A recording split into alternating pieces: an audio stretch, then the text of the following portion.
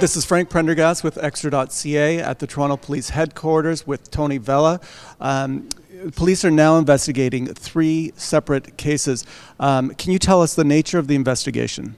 What we're looking at right now is a missing person investigation. That's what we have. Is foul play suspected? Still unclear. Right now what we need are leads. We need people to call in giving us information on their whereabouts. It's still unclear exactly where they're at, but I'll start from the beginning. Back in September of 2010, the first person went missing, a 40-year-old man. He was at a bar in the Church and Wellesley Street area. He left with an unknown man. Now this man, we don't know who he is at this point. We're hoping to identify him. But what's strange about this case is the fact that the missing man left his dog behind. And then he disappeared. And no one has heard or seen from him ever since 2010. So we're quite concerned. His family is concerned. But what the investigators of 51 Division did, they looked at other similarities of other cases. So they came up with 2 other missing men. Very, very unusual case.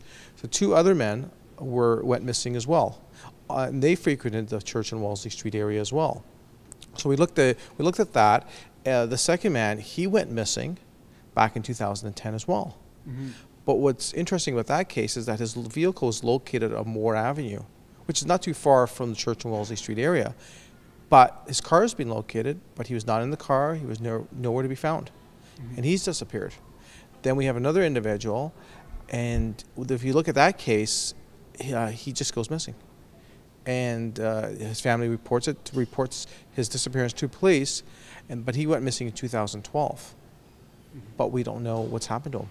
So right now, a task force of officers have been assigned to the investigation, and they're looking at, they're following up on all different leads, trying to determine exactly what's happened to the 3 men.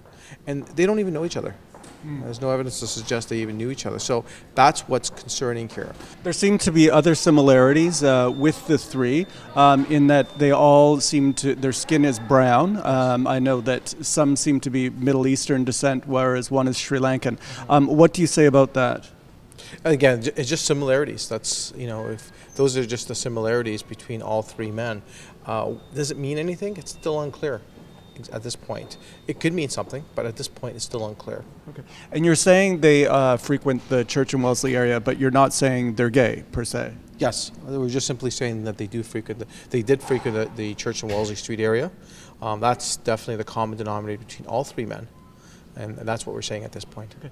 Is this just located in Toronto, or is this maybe being linked to any other cases throughout Canada or internationally? Right now, it's just the 3 men that we're looking at, and it's still unclear if it's linked to any other cases. But right now, we're just looking at the 3 men, and it's classified as a missing person investigation. But the key thing is, we're urging anyone that may know who the 3 men are.